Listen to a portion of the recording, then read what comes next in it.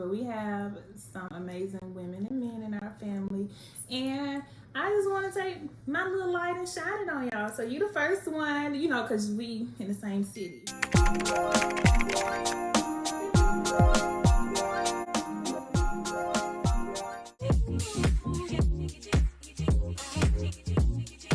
But you were able to bring your son once you got adjusted and get him into school. So Idris came in 2018. I was there in 2017. Idris came in 2018 due to some technical difficulties. Okay, he wasn't able to get his passport in time, so I left him here with my mom and my sister, who did an incredible job with him. It was hard on the both of us because it was like we were separated and we're 8,000 miles away. Yeah, 8,000 time difference. So it's like me waking up in the morning, but he was going to bed, and it was like him waking up in the morning, but I'm getting ready for bed. It was a lot of adjustment mentally and physically to get adjusted to or whatever. Of course, like it would be normal.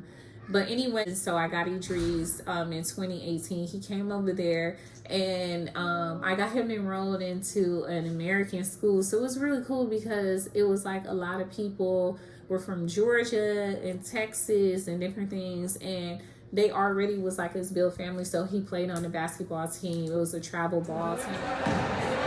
Get in there, get in there. So it was some type of normalcy. Yeah, some things were normal. And you know, that we were able to offer our kids. So Idris was going to a private school, which was an American school. And then I realized, like, I think I can be a homeschool teacher. Because you have to pay for that, right? You had to pay. And it was like kids and they go to whatever school. It was like, it's not a stipend for that. No, it wasn't a stipend for that. Thank you for adding that. It wasn't a stipend at all. I had to pay out of pocket. It was like $3,000 US dollars a year for him to go to that school. So once I got the material and I started going through the book as a teacher, because that's my, that's what I do by nature. And I'm going through all of his books, and I'm like, I can teach him this. Like, he can be homeschooled. So a lot of the kids were homeschooled as well. So so I chose to pull Idris out, he was cool with it. And I homeschooled him, but he still did basketball. So that was interesting because it was just like, I was like, oh my gosh, I can really do this. Like, and of course, Idris was annoyed, and all his work was online. So he went through this program called Keystone. I think it was called Keystone. They're out of Pittsburgh, Pennsylvania, and that's a homeschool. It's an American homeschool program. And when I tell you, it is absolutely amazing. But that's good that you were able to find the curriculum that you knew that when y'all came back, it would transfer with no problems. It transferred with no problems. So he did one semester in the private school, and then he did one semester homeschool. And so when we came back from the U.S., he had all his homeschooling finished, and he just enrolled in 8th grade, and it was just regular. Yeah. The adaptation of coming back. A lot of people don't talk about this, but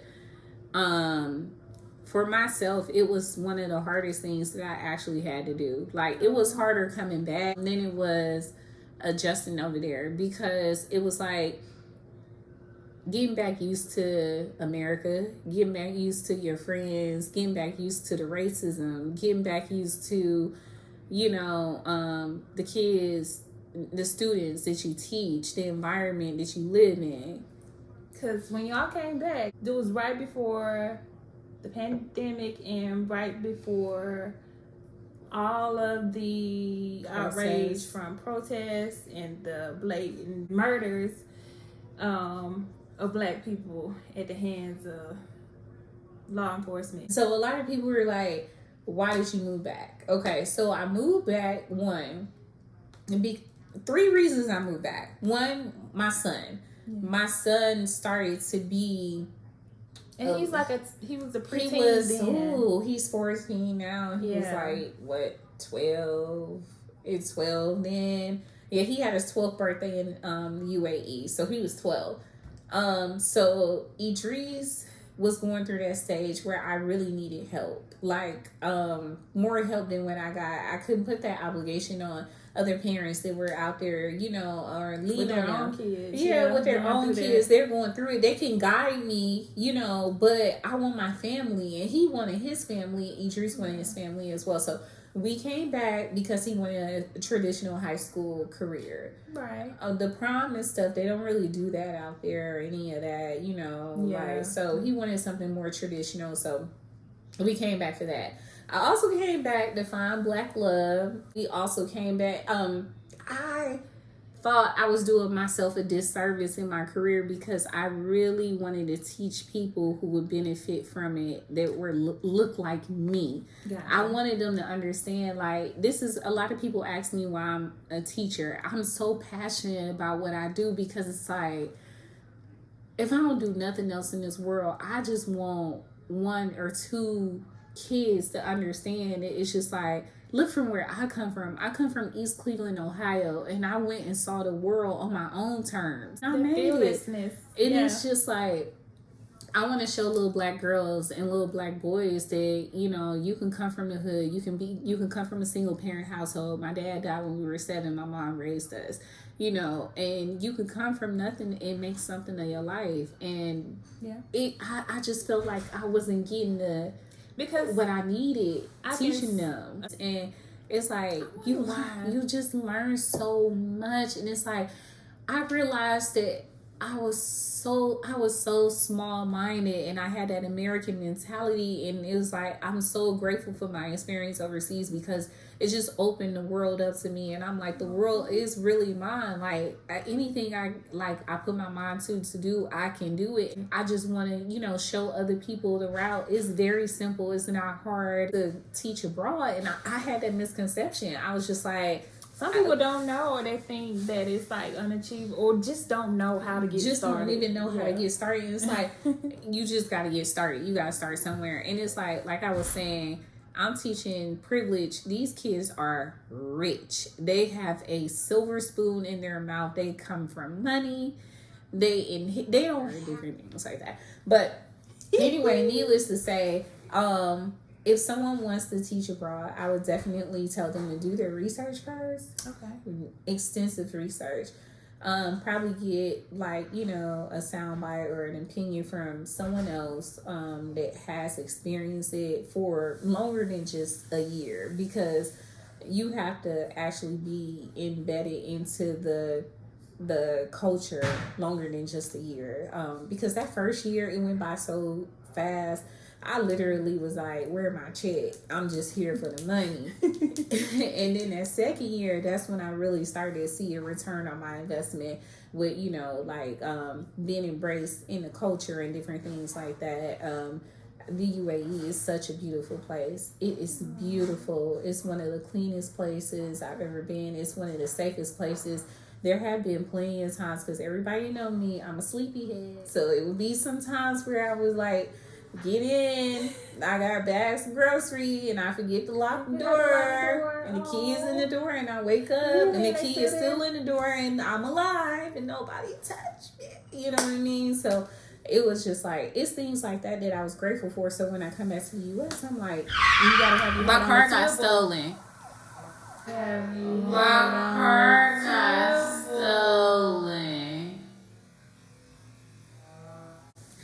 And I'm like, you know how many times I left my keys and my cell phone and my purse and my car in the UAE, and nothing happened, and my car got stolen. Welcome back. And welcome back. It's still an adjustment period going on. I came right before, like, you the got heart a little of the protest. breather, but not really. Not really. The car got stolen. Then when I got that money back, then we in the middle of a protest and all of these and all of this stuff. Then it's the pandemic that's been going on. So it's like, what we came back for, and Idris and my son and I have this conversation all the time, where we came back for, we are not living in that. So at this point, he was just like, Ma, I would want to go back I want to go back overseas. And I said, me too, you know. And it's just like, because mentally it's like, I came back to give something, and I'm not receiving anything in return. And that's a mental. And when I talk to a lot of my friends that have been overseas, they feel the same way. So I know I wasn't crazy. At first I thought I was crazy because I'm just like... Because you like, oh, I miss it. And and then you emerged in it and you like, I can go. Y'all don't appreciate it. Y'all good. Y'all was doing well without me. I can go back now. So I would tell anybody if they have the opportunity to teach abroad, please do it. If you have any questions or concerns, or if you want to know more about how to get started with teaching abroad, or more on the life in the UAE or anything like that, you can go ahead and DM me. It is Rena _chapter 35 on IG. To my cousin. For saying yes to my, I wouldn't say crazy idea, but this idea I had to just highlight some people in my life, because it's always somebody who you never expect that be like, oh, you inspire me, or I look up to you. So I'm quite sure when somebody hear this or see themselves like in a similar situation, they be like, I can do it. Yes. And you be like there. And I want everybody to do it. Yeah, whatever it is you want to do. And I just want to say that my cousin actually inspired me to travel the world, because I had wanted to do it, but not actually this far. Like I was like, ooh, I will go to Jamaica and Mexico and stuff, because it's like right by the U.S. Stuff. But to go all the way halfway across the world, she was the first person that I actually knew that did that. Oh, man? Yes, we went to Korea. Yes, and I was like, she was the first door to explore in the family. I was like, look at Dora. Some more. I wish I was closer to some more, but we have some amazing women and men in our family, and I just want to take my little light and shine it on y'all. So you the first one, because we in the same city. So we have other cousins. Maybe you can set up a Zoom or whatever, like video, and just shine a light, because like just seeing, it's an avenue for everyone, and all it takes is somebody hearing you talk, because that's all it took with me, is just hearing someone speak. Like when I jumped off the ledge and opened my business, my salon, it was me going to New York, seeing like this little small braiding shop in the middle of not Brooklyn, Harlem, and seeing like how they were just working, and how it was just so nice there, and how it was like literally their passion. Some we were like, oh, a salon, whatever, but people coming from all over the world to like take a class or whatever. And I'm like, if that's in me, I can do it. Immigrants come here and they, make their dream a reality. Yeah. So let's use the people who are right here next to us and highlight them, because it's maybe a little girl, a little boy somewhere like, what do I want to be?